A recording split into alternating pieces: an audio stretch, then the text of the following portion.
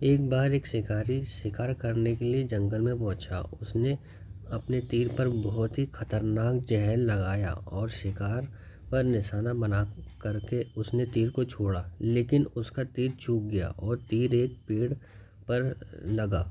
वो पेड़ बहुत ही हरा भरा और बहुत सारे तोते उस पेड़ पर रहते थे। जैसे ही वो जहरीला तीर उस पेड़ पर जाकर उस पेड़ पर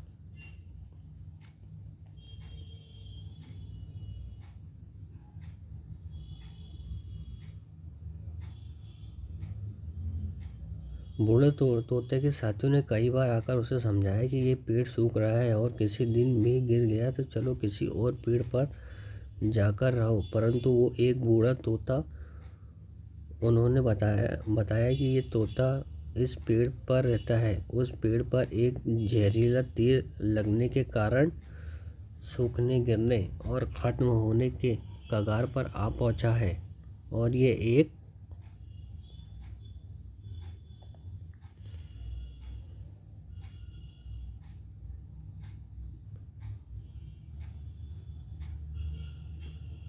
वो पेड़ धीरे धीरे सूखने लगा और उस पेड़ पर भी जो तोता रहता है वो एक एक करके उस पेड़ को छोड़कर जाने लगे।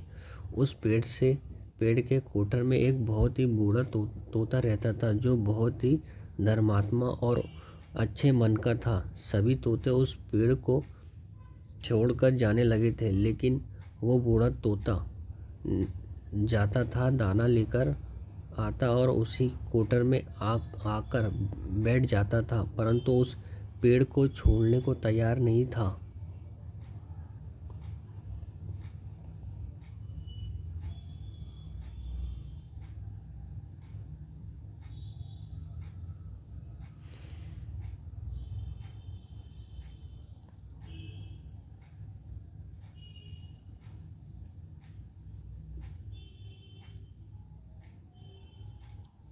ये बात ज्ञानी तोते के सामने हुई। उस बूढ़े तोते की कहने लगे कि आप बहुत धर्मात्मा हो, बहुत ही अच्छे मन के हैं, लेकिन आप इस पेड़ को छोड़कर किसी और पेड़ पर चले जाइए, क्योंकि ये पेड़ कुछ ही दिनों में गिर जाएगा।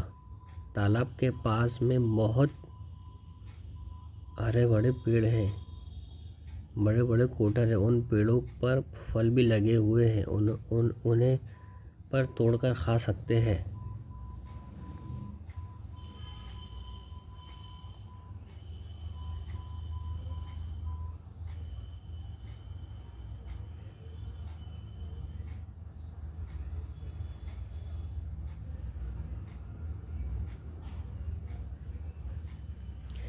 ज्ञानी तोते ने कहा, परंतु आप यहाँ से चले जाइए। तोता बोला, माफ़ कीजिए, इस पेड़ ने मुझे जीवन दिया है, शिकारियों से मेरी रक्षा की है, हर मौसम में मेरे साथ रहा है। ये कोटर मेरा घर है, यहाँ मैं पला बड़ा हूँ। इस पेड़ को मैं छोड़कर कैसे जा सकता हूँ? इस पर संकट आया तो क्या मैं इसे छोड़कर चला जाऊँ? मैं ऐसा कभी नहीं कर सकता। ज्ञानी तोते को इस बात से बहुत ही प्रसन्न हुए। उन्होंने तोते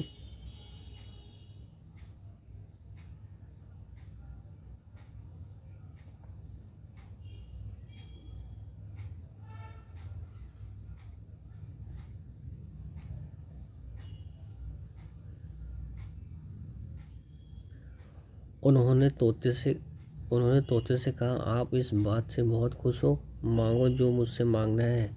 उस बूढ़े तोते ने कहा, मुझे बस इतना मांगना है कि जिस पेड़ ने मुझे जन्म दिया, जहाँ मैं रहा पला बड़ा, जिसे आप मेरा जन्मभूमि कह सकते हो, आप इसे फिर से वैसा ही हरा भरा कर दो जैसे ही ये था।